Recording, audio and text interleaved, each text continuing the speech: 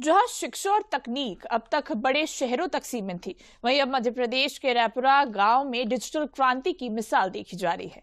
गांव के प्रधान जगदीश पटेल की अगुवाई में यहां निःशुल्क डिजिटल लाइब्रेरी की स्थापना की गई है, जो गांव के बच्चों को आधुनिक शिक्षा से जोड़ रही है। इस लाइब्रेरी में पाठ्यक्रम की किताबों से लेकर प्रतियोगी परीक्षाओं की तैयारी, कंप्यूटर शिक्षा, करंट अफेयर्स और सामान्य ज्ञान तक की डिजिटल सामग्री उपलब्ध है। यहाँ फ्री वाईफाई, एसी युक्त पढ़ाई कक्ष और सुव्यवस्थित इंफ्रास्ट्रक्चर भी है।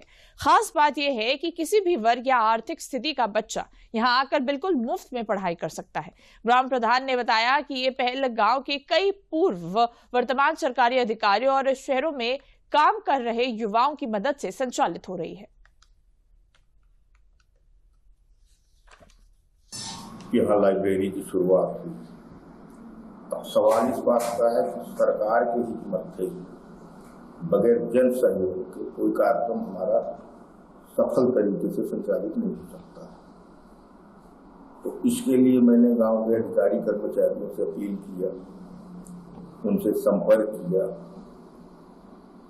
और क्योंकि हमारे गांव के अधिकारी कर्मचारी बहुत पहले से चाहते थे कि हमारे गांव में गरीब बच्चों की एक लाइब्रेरी हो, तो उन्होंने इस लाइब्रेरी को बढ़ चढ़ के अपना सहयोग देने शुरू किया। अब हमारा अगला जो कार्यक्रम है, हमारे यहाँ जो है BSNL का, हमारे यहाँ जो है एयरटेल का फाइबर लगे, जो 5 GB डाटा फ्री निःशुल्क हम दे रहे हैं।